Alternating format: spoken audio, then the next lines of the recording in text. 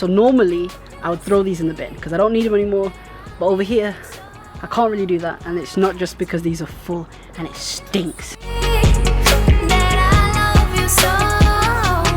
So the reason I can't throw these away just yet is because they cost a lot of money.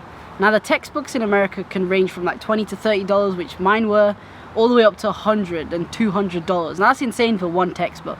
And think about this, you need maybe one if you're lucky, but most likely 2 or 3 per subject, and you'll be doing 4 of those per semester or per term.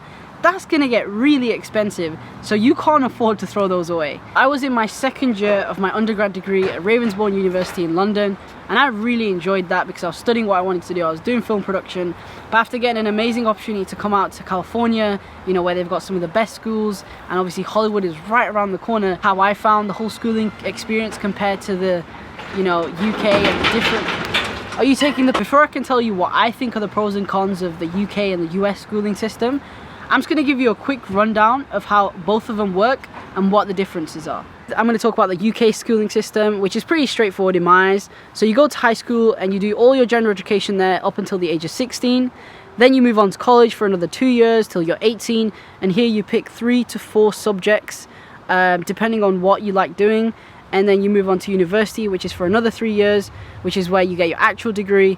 And while you're at university, you just specialize on the subject that you want to do. So for me, it was film, so I just studied film for the full 3 years. USA schooling system. Now, it is a little bit more complicated, but it can have its benefits.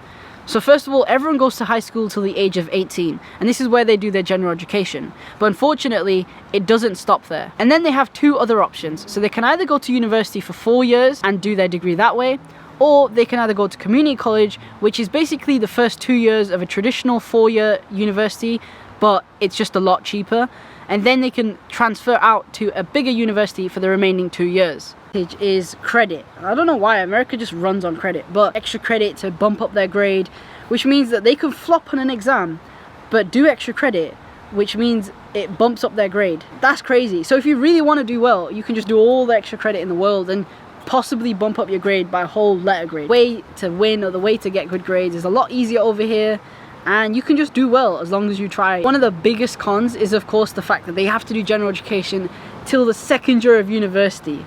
Like, that's probably like till they're 20. That's insane. Like over in the UK, you do general education till like 16 and that's it. Then college and university, you do what you want to do. You focus on your career. The second biggest con is of course that it's expensive. Like you saw from the beginning, the textbooks are expensive. So imagine how expensive the courses are. UK universities roughly cost about 9 grandish per year. Because over here, the universities are money-making machines. Like, they are so expensive. Some of the top ones, 50 grand a year.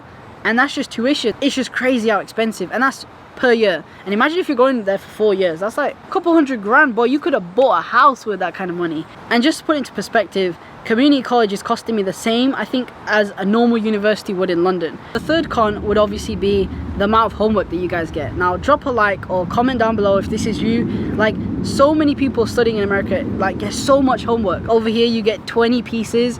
Like, you're literally just stuck indoors every weekday just doing all that work. After my first semester, I can definitely say it has been hard. You know, there's a lot of adjusting, but I've kind of got the hang of it now, and I actually really enjoy it. As hard as it's going to be to do my general education again, even though I hate it and it's going to cost more money, the fact that it will then allow me to continue my degree and then study in a university which is so close to LA, have an opportunity to meet very talented filmmakers in Hollywood and in these universities and connect with like-minded people, I think is an amazing opportunity, and I just can't pass it up.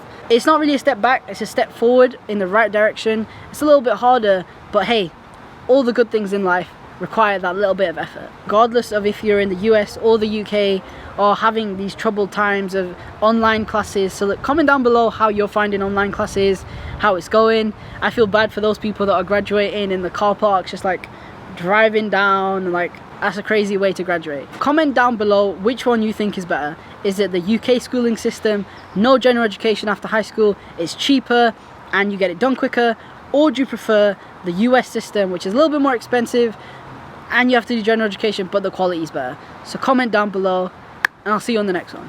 Tilak out.